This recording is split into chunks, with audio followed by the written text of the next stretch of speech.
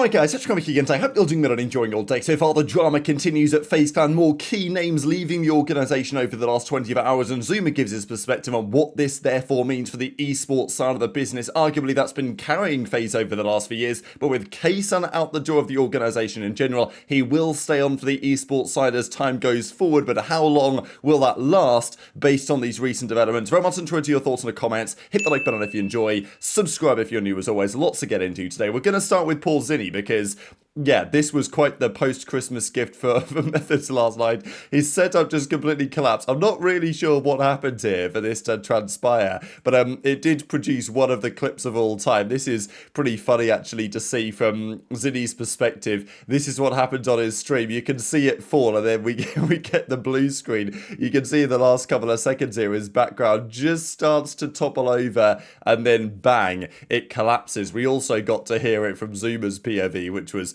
pretty hilarious. Like, I don't know what Mercules told Zinni, but it must have been something pretty brutal. So I'll share that clip in a second. But of course, Methods used to be on FaZe back in the day. ZooMaa still on FaZe as it stands. Lots of questions for you guys in the comments yesterday. Okay, where's ZooMaa gonna go if FaZe totally collapses? Is he gonna go to a different organization?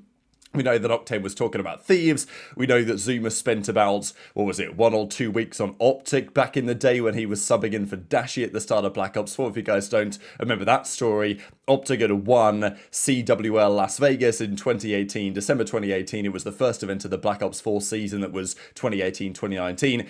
Right at the start of January 2019, Dashy's visa situation from Canada was still getting finalised. They needed a sub for those couple of weeks of league matches. ZooMaa was the man for the job because FaZe had failed to qualify for the Black Ops 4 Pro League through the Pro League qualifier that year. They eventually got back in because they bought out a spot, effectively. But ZooMaa did play for OpTic for a couple of weeks. So, look, who knows whether that could happen again. But FaZe are now down effectively to 4. Your Rage confirms yesterday left FaZe Clan. Sorry to any supporters we let down. We talked about in some detail yesterday kind of what happened here, why it doesn't maybe work anymore, why it doesn't make sense anymore. The reality is as well that from an ownership perspective, things have taken a serious turn for the worse over the last few years. The decision makers have, let's just say, not been making the best decisions.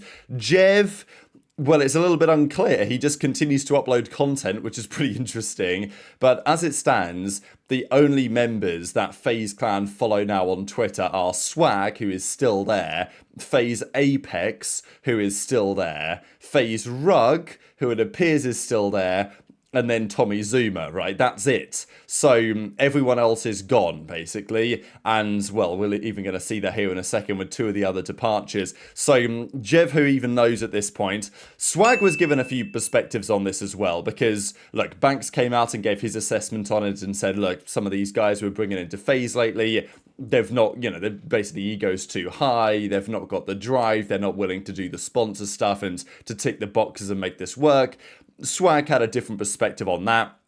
You can see some of the creators in that content. Swag also says that, look, he's not left yet because Apex is still there. But if Apex goes, who, to me, I mean, obviously there's other real OGs of FaZe, but to me, like Apex, I've always associated him very closely with FaZe. If he was to go, then, yeah, it's cooked. Swag is out of there as well.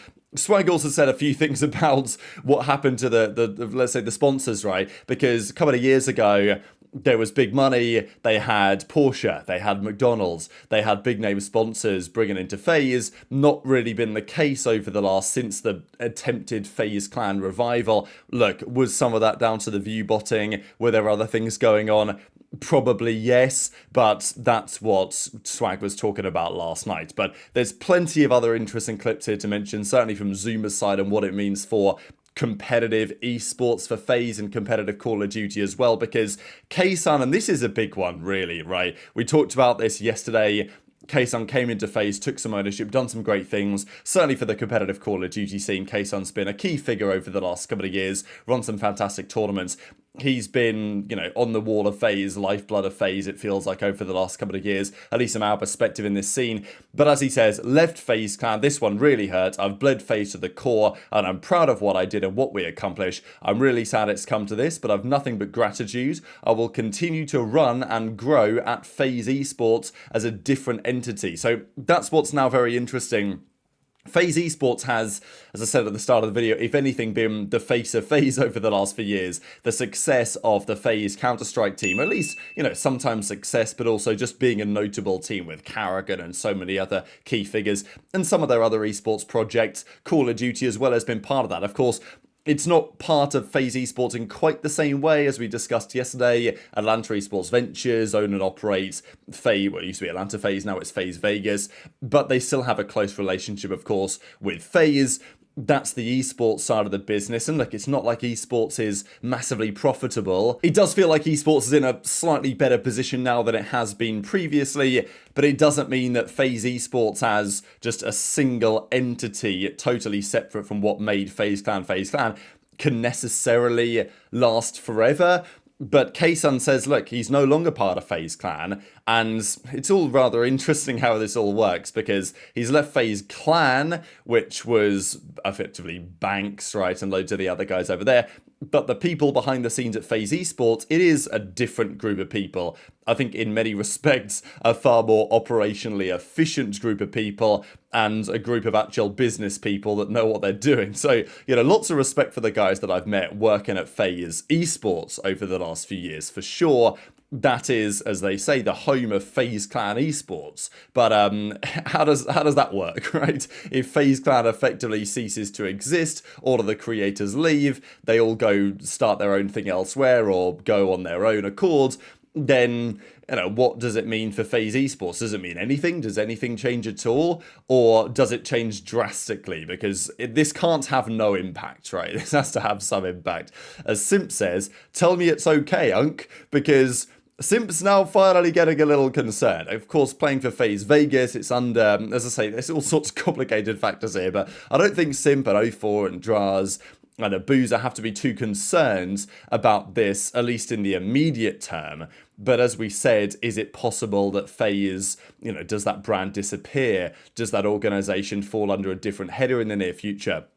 What does that relationship look like? Because if it's a different organization running the show and FaZe no longer what they were, no longer have the brand power they used to, who knows? Then there's some questions. So yeah, Simp is finally asking the question, like, okay, what does this mean for us, right? Because they want to just focus on scrimming and practicing and trying to get better, but with all this stuff happening in the background, it's obviously not ideal timing at all. Maybe aBeZy, maybe Celium will be pretty happy that they got out when they did, compared to the fact that they could well have stayed.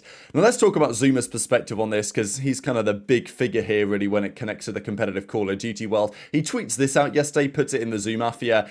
This, of course, one of the very old FaZe logos. This is the FaZe logo that I most associate really with Black Ops 3 FaZe, but certainly in that era when they were playing and ZooMaa, of course, was on the team playing. This was the logo that they were running with. Of course, it's still just a FaZe logo, but I think ZooMaa knows what he's doing here really when it comes to bringing up this one specifically. But then he talks about his relationship with FaZe as it stands, because look, he is in relationship with the FaZe Esports side. So Eric Anderson and all the great guys that are running the show over there, that is a different entity. That relationship and that contract is maintained, but doesn't mean that that will necessarily last as long as the contract says it will. He was not fucking with that. Merc told me the other day, true story. What the fuck was that?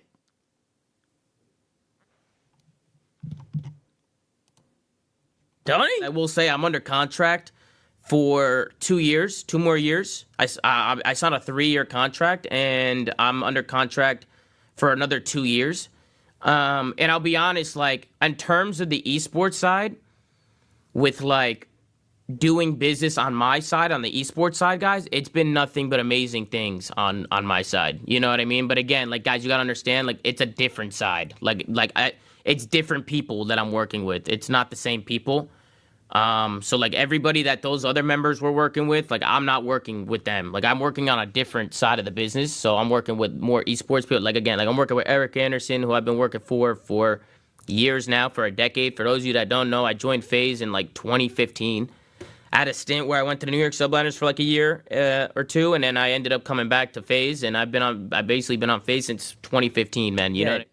You would think that they would be able to make money through the sales pitch. And I'll be honest, he brought up Porsche and McDonald's. Bro, they kicked all the sponsors out. I was doing good business with Xfinity, Benjay. We were doing phenomenal business with Xfinity. Phenomenal. everybody was eating. It was phenomenal business. And then everything happened and they said, oof, man, something happened with everything going on. We unfortunately had to step away from FaZe, but we loved working with you and thank you. Like, bro, what? Like, I'm like, bro, like, that's crazy. Like, we did have a lot of sponsors, but they wiped the sponsors when the whole new FaZe thing came. They wiped them. Like, they basically told them no sponsors, right? I think they wanted no sponsors to kick things off.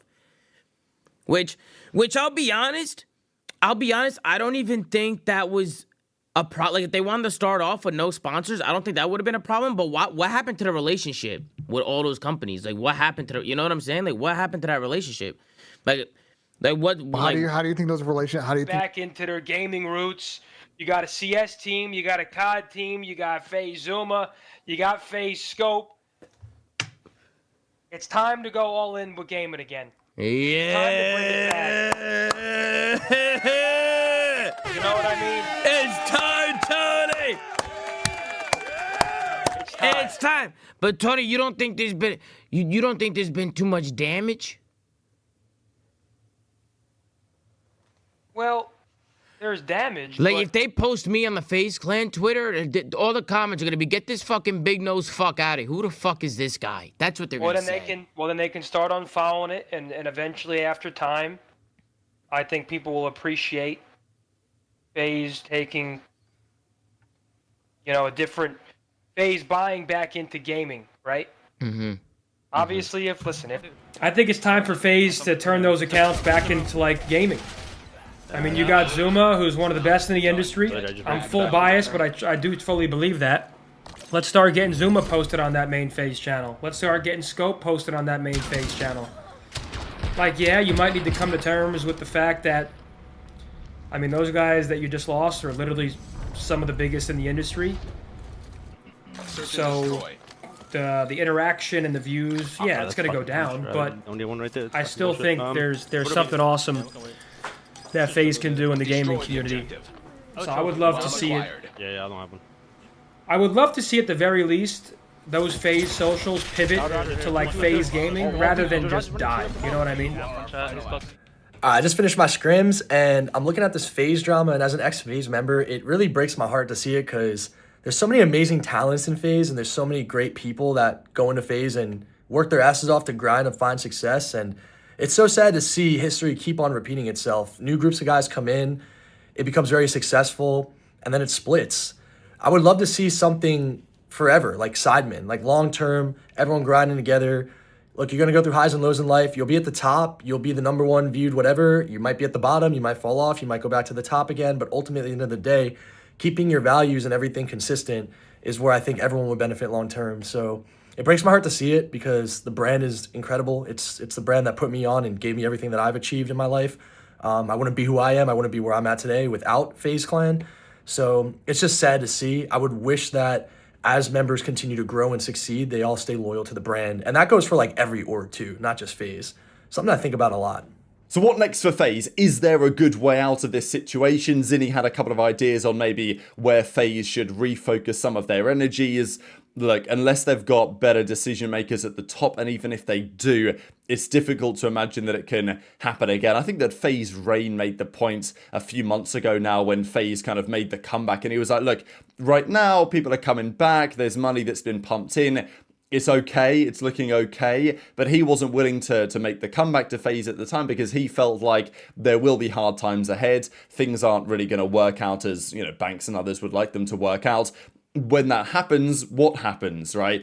Do the individuals dip, or do they stick together and try and actually make this work? Well, we have our answers to that question. Not anything against the players and the streamers that have decided to get out of there, because I don't blame them one bit, given what we think we understand about what FaZe were trying to do behind the scenes, taking a 20% cut and all that stuff. But the reality is that this collapse was inevitable.